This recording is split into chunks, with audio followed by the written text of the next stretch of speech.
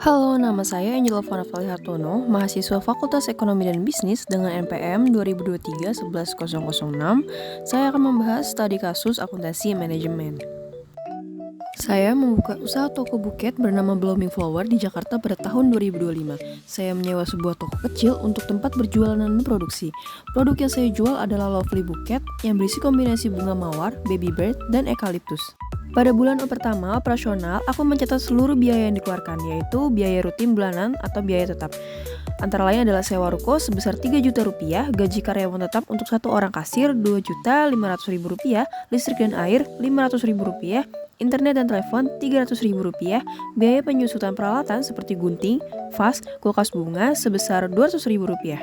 Kemudian untuk membuat satu buket, aku membutuhkan mawar merah sebanyak 10 tangkai seharga Rp35.000, baby bird Rp15.000, eukaliptus Rp10.000, kertas wrapping dan pita Rp12.000, kartu ucapan Rp3.000, dan plastik pembungkus Rp5.000. Serta aku menetapkan harga jual buket sebesar Rp150.000 per buketnya. Berikut ini adalah perhitungan margin kontribusi, yaitu harga jual dikurang biaya variabel per unitnya, yang berarti Rp150.000 dikurang Rp80.000 sebesar Rp70.000. Sedangkan rasio margin kontribusinya, margin kontribusi per unitnya dibagi harga jual dikalikan 100%, yaitu berarti Rp70.000 dibagikan Rp150.000 dikalikan 100%, yaitu hasilnya 46,67%. Artinya setiap satu perak penjualan menghasilkan kontribusi sebesar 0,4667 untuk menutupi biaya tetap dan menghasilkan laba. Laporan laba rugi bulan pertama pada Januari 2025. Penjualan sebanyak 180 unit rupiah dikalikan Rp150.000 sama dengan Rp27 juta rupiah.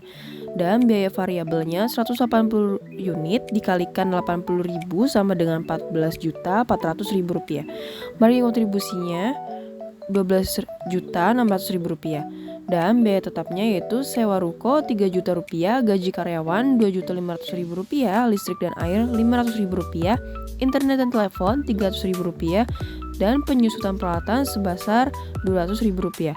Total biaya tetapnya adalah Rp6.500.000 dan laba bersihnya Rp6.100.000. Berikut ini adalah analisis break-even point atau BAP.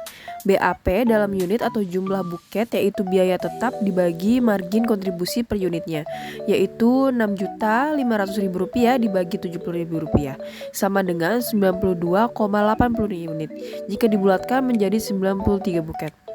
Berarti saya harus menjual minimal 93 buket per bulannya untuk mencapai titik impas, yaitu tidak rugi dan tidak untung.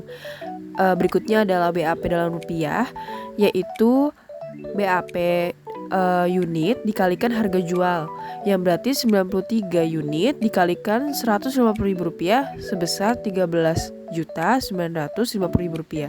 Berarti saya harus mencapai penjualan minimal Rp13.950.000 per bulannya untuk mencapai titik impas.